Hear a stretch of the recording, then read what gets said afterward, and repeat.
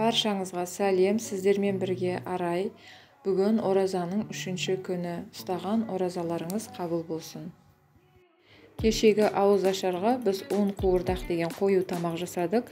Бүгін біз сұйық тамақ жасайтын боламыз. Ең алдымен біз шөлімізді басатын компоттан бастайық. Кептірілген алмамызды осылайша бірнеше қайтара тазалап жуып аламыз. Мінекей тазаланып жуылды. Енді ыдысымызға салып суын құйып, отқа қоямыз. Қайнайын деп бастаған кезде үстіне қантымызды салып, араластырып, одан кейін мен кішкене лимон қышқылын қосып жіберемін. Мінекей қайнатып алдық. Міне компотымыз уже дайын. Енді суығанын күтетін боламыз. Ендігі кезекте ыстық тағамымызға кірісейік. Осылайша ыстық бауырсақпен жесеңіздер өте дәмді. Мен мультиваркаға міне өздеріңіз қалауларыңыз бойынша еттеріңізді саласыздар. Одан кейін суымызды құйып, көкөністерімізді осылайша кесектеп тураймыз. Сәбіздерімізді домалақтап, ортасынан бөлсеңіздер де болады. Өздеріңіз қалауларыңыз бойынша кесектеп турайсыздар. Үлкен картошка болса осылай бірнеше бөлікке бөлесіздер.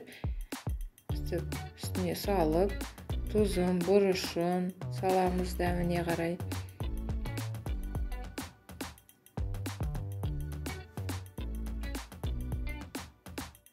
Мен лавр жапырағын салдым.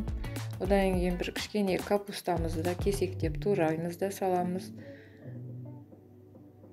Одан кейін қалауларыңыз бойынша укроп, петрушка болса саласыздар. Содан кейін кішкене вермишель салып жібердім мен. Осылай қақпағын жауып 40 минутқа қоямыз. Енді жеңіл әрі оңай салатымызды жасаймыз. Редискамызды осылайша турап аламыз.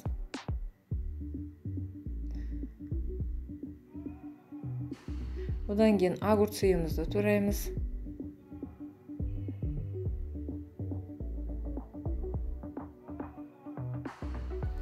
Жасыл сарымсағымызды тураймыз.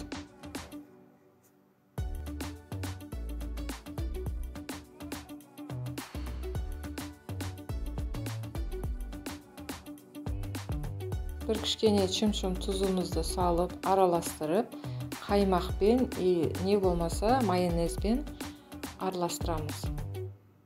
Достар, мен видеоның астына описанияға жазып кететін боламын, қанша мөлшерде не қосу керек екендігі. Егер де сіздер менің каналыма тіркелмеген болсаңыздар, каналыма тіркеліп, қоңырауша белгісін басып қойыңыздар, лайк басып, комментария жазуды да ұмытпаңыздар.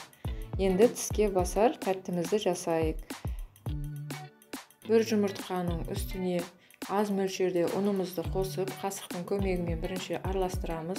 Сразу көбін қосуға болмайды, өйткені тестамыз қатты болып, жайғанда ыңғайсыз болады. Қатты болып жайылмайды дұрыс. Сондықтан да аз мөлшерде ұн қосып, осылай қамыр илеп аламыз. Оны иін қандырып қойып қоямыз. Иі қанғаннан кейін осылайша алып, ұнымызды сеуіп, домалақтап, жұқа қылып жайып аламыз.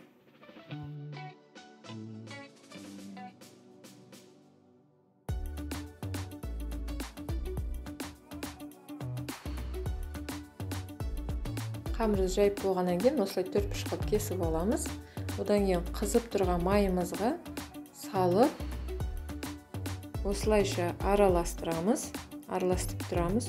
Өйткені ол тез піседі. Күйіп кетпеу үшін араластырып тұру керек. Кішкене сарғайғаннан кейін майдан уже ала береміз. Бұл түске басардың аты чак-чак деп аталады. Бұл чак-чактың үстіне сгущенкамды құйып, бетін конфеттермен әсемдеп қоямын.